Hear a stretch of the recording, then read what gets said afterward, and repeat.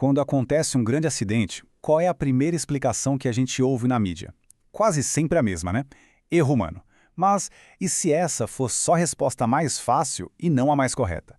Nessa análise, a gente vai ver que a verdade por trás disso é muito, mas muito mais complexa. Pois é muito tentador pensar que a falha é sempre da pessoa, que alguém não prestou atenção, foi negligente, sei lá. Essa é a chamada velha visão da segurança. Só que essa ideia está sendo totalmente desafiada por uma nova perspectiva, uma que vira o jogo completamente, a nova visão.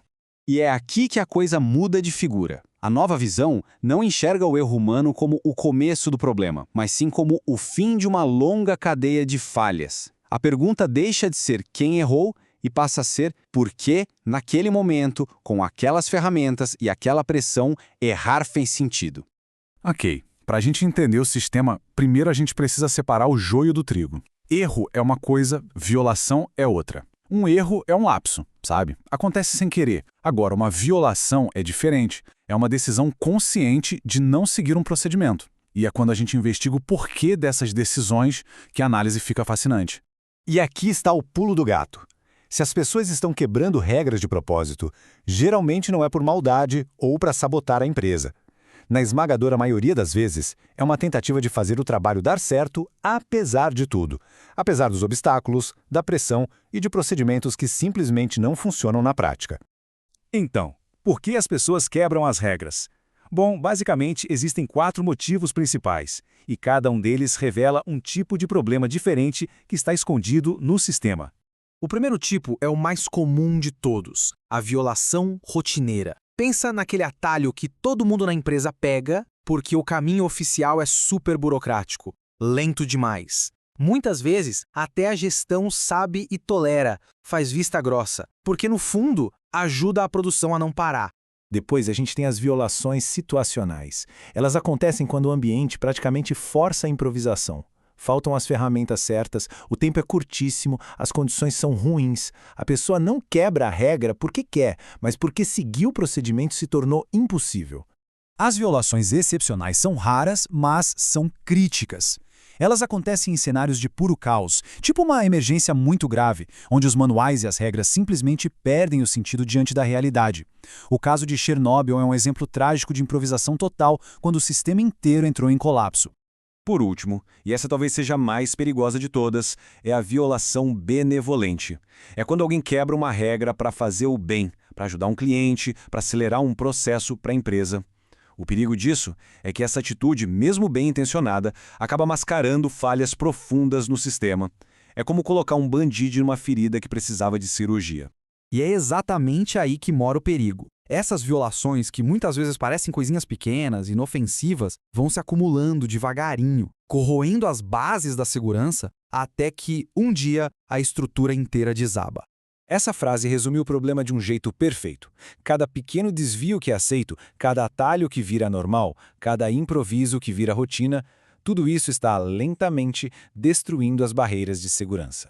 A socióloga Janine Vaughan deu um nome para esse fenômeno: a normalização do desvio. É um processo cultural traiçoeiro onde aquilo que era inaceitável, aos poucos, vira o padrão. A cada passo, um novo limite de risco é aceito e ninguém percebe a bola de neve crescendo até que seja tarde demais. Um exemplo trágico disso aqui no Brasil foi o que aconteceu com a plataforma P36. Em 2001, o orgulho da nossa engenharia afundou. E não foi por uma falha única, mas por uma sucessão de decisões.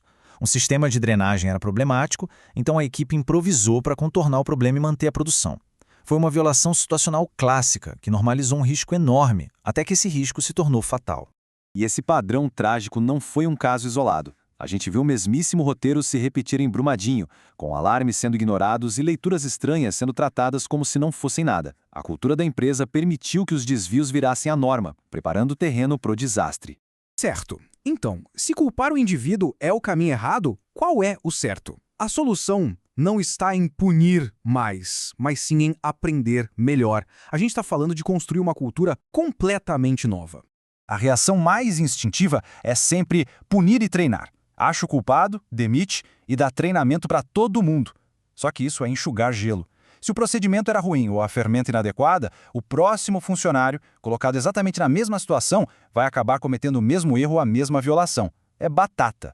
Uma cultura justa, por outro lado, propõe uma análise bem mais inteligente, usando uma espécie de árvore de decisão, em vez de uma reação de cabeça quente. A investigação tenta entender a natureza do ato. Foi um erro honesto? Foi um risco calculado com boas intenções? Ou foi um ato de imprudência, que ignorou de propósito as regras de segurança? E dependendo da resposta, a atitude muda da água para o vinho. Um erro honesto exige apoio, suporte. Um risco calculado exige coaching para entender por que aquilo foi necessário e corrigir o sistema. A punição, essa fica reservada só para o comportamento que foi de fato imprudente ou mal intencionado. E isso tudo nos leva à reflexão final. Da próxima vez que um erro acontecer, a pergunta a ser feita não é só quem errou, mas sim o que no nosso sistema fez com que esse erro acontecesse. A resposta a essa segunda pergunta é o que de fato separa as organizações que são seguras daquelas que, por enquanto, só estão tendo sorte.